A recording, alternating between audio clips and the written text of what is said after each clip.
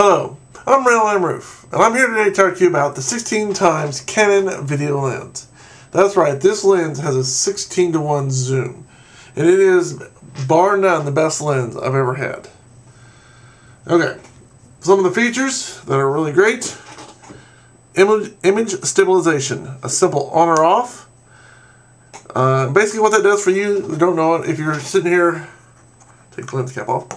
If you're shooting a subject that's especially far away and you don't have it on a tripod and it starts to shake, or even if you have it on a tripod, there's some wind out and it starts to shake a little bit, the image stabilizer helps keep that image smooth, okay?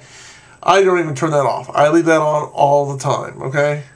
And this lens wouldn't be half of what it is without that image stabilizer built in. And like I said, I just leave it on all the time. They have an ND filter. Sometimes I leave it on, sometimes I leave it off, depending on how bright the light is, the personal preference, and how you want your videos to look. There's a push autofocus button right here, you can see. Just push it to start it back up if you've turned it off, or if you want it to re-autofocus. For some reason you can't get the good focus, you push it and it goes through the process of focusing again. It's a good feature. Of course, you've got your autofocus and manual switch if you want to do your manual or autofocus. I normally leave it on autofocus because it's very good, very fast. Every once in a while I'll come upon a problem where it doesn't focus fast enough, but 95% of the time this autofocus for video is excellent, okay?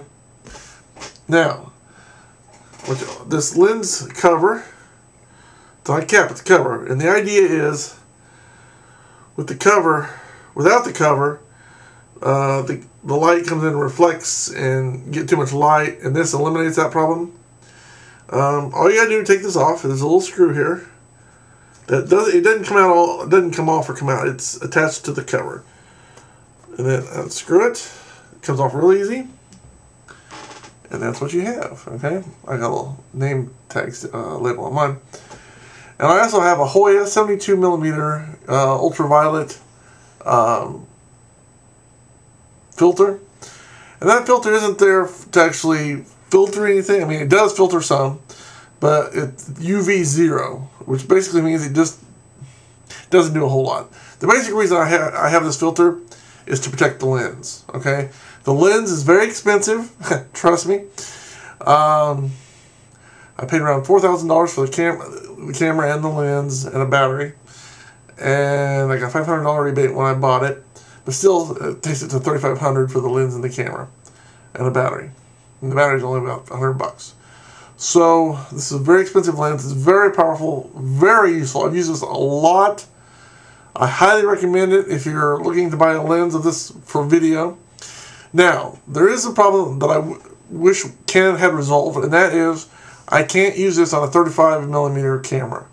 It doesn't fit on my Canon Digital XT or any Canon digital photography camera. It's only good for video. That's a drawback, but if you're doing video, this is a good, very good lens. The glass, just looking at the glass, a little bit of dust on the top of the lens cover or filter, but as I look at this straight on at this lens, compared to my other lenses, you can tell the higher quality of the glass just by looking at it. Even with the back cover on, just looking at the glass, you can tell it's a higher quality glass. Canon does an excellent job with this lens, as they do with all of their lenses, as far as I'm concerned. So, all you have to do then, like I said, to put the thing back on, is just, let's see, put it on. Screw the thing in. It's real easy. Take the cap off. That's what it looks like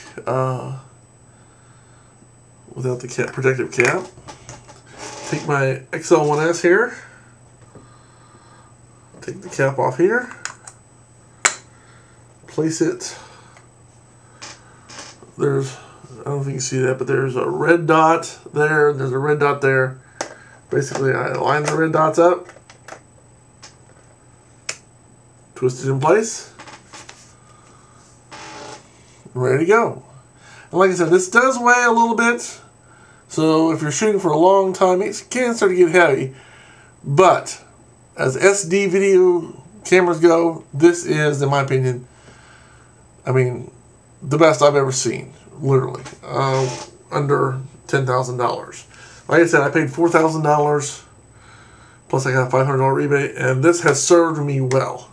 The only thing I regret about this is that it's not HD. This came out, or I bought this about a year to 2 years before HD became popular. And aside from the fact that it's not HD, this camera has served me well. It is a kick-ass camera.